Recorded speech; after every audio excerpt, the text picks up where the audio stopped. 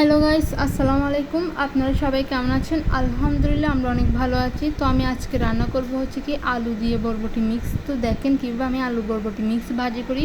তো প্রথমে চুলা আমি একটা হাঁড়ি বসে দিলাম। এবার কি হাঁড়িটা গরম হওয়ার সাথে সাথে আমি এখানে দিয়ে দিলাম পরিমাণ মতো তেল। তো দেখতেছেন পরিমাণ মতো তেল দেওয়ার পর তেল যখন একটু সামান্য গরম হয়ে আসবে তখন আমি এখানে দিয়ে দিই পরিমাণ মতো রসুন কুচি।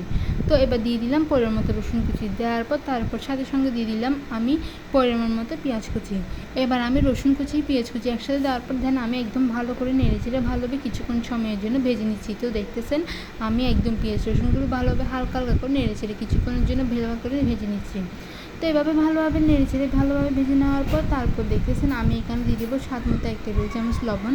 তো ততক্ষণে আমি একটু পেঁয়াজ আর রসুনগুলো একসাথে ভালো করে নেড়েচেড়ে ভালোভাবে একদম মিশ্রণ করে ভালোভাবে ভেজে নিচ্ছি।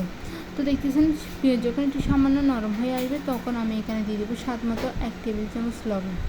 তো এবার আমি একটু ভালো করে নেড়েচেড়ে নিচ্ছি। আর হ্যাঁ, আপনারা কিন্তু অবশ্যই আমার পুরো ভিডিও দেখতে চান, দেখে কিন্তু অবশ্যই কমেন্ট করতে ভুলবেন না যে আমার রান্নাটা কেমন হয়েছে। আর সবাই পুরো ভিডিও দেখে অবশ্যই কমেন্ট করবেন, পুরো ভিডিও দেখতে চান। এবার দিয়ে দিলাম আমি এখানে মশলা 1 টেবিল চামচ ধনিয়ার গুঁড়া, তারপর দিয়ে দিবে 1 টেবিল চামচ জিরার গুঁড়া। এবার 1 টেবিল চামচ ধনিয়ার গুঁড়া 1 টেবিল চামচ জিরার গুঁড়া দেওয়ার পর তারপর দেখেন আমি এখানে দিয়ে দেবো হচ্ছে কি 1 টেবিল চামচ হলুদের গুঁড়ো। এবার সবগুলো মশলা দেওয়া শেষ, তারপর আমি এগুলো হচ্ছে ভালো করে নেড়েচেড়ে নিচ্ছি। নেড়েচেড়ে নেওয়ার পর তারপর 4-5টা আমি কাঁচামরিচ দিয়ে দিলাম। এবার কাঁচামরিচ দেওয়ার পর আমি আরেকটু ভালো করে নেড়েচেড়ে নিচ্ছি। কিছুক্ষণের জন্য আরেকটু ভালো করে নেড়েচেড়ে আর আমি ভালোভাবে একটু কষিয়ে নিব। তো দেখতেছেন আমি এখানে সামান্য পরিমাণে একটু পানি দিয়ে দিলাম যাতে মশলাগুলো পুড়ে না যায় আর মশলার ঘ্রাণটা যাতে চলে যায়। তো এবার আমি হচ্ছে চুলার আঁচটা একটু মিডিয়াম করে রাখছি। মিডিয়াম আঁচের মধ্যে আমি মশলাগুলো ভালোভাবে নেড়েচেড়ে কষিয়ে নেব। তো মশলা যখন একটু ভালোভাবে কষানো হয়ে আসবে তখন আমি এখানে দিয়ে দেবো বরবটি আলু। তো বরবটি আর আলুগুলো আমি আগে থেকে কেটে ধুয়ে ভালো পরিষ্কার করে নিচ্ছি। এবার আমি সবগুলো বরবটি আর আলু একসাথে দিয়ে দিয়েছি।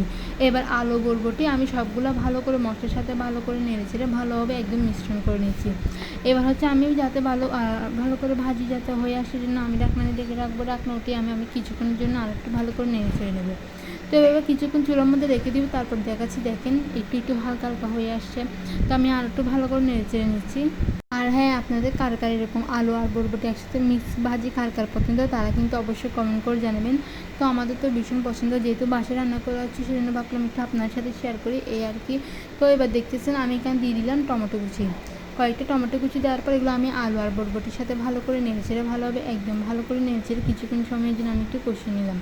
একদম ভালো করে নেড়েচেড়ে নিলাম। তো দেখতেছেন তো একদম ভালো করে নেড়েচেড়ে নিচ্ছি আমি। এবার হচ্ছে ভালো করে নেড়েচেড়ে নেওয়ার পর তারপর হচ্ছে যে আমি কিছুক্ষণ চুলার মধ্যে রেখে দিব, সেজন্য একটু ঢাকনা দিয়ে রেখে রাখবো। এবার হচ্ছে ঢাকনা উঠিয়ে আমি আবারও ভালো করে নেড়েচেড়ে নিলাম। এবারও কিছুক্ষণ রেখে দিব, খানিকক্ষণ রেখে দেওয়ার পর তারপর আমার ভাজি রান্নাটা কমপ্লিট হয়ে আসবে। আর হ্যাঁ, আপনারা পুরো ভিডিও দেখেন। আমার রান্না এই পর্যন্ত। সবাই ভালো থাকবেন, সুস্থ থাকবেন। আল্লাহ হাফেজ, বাই বাই।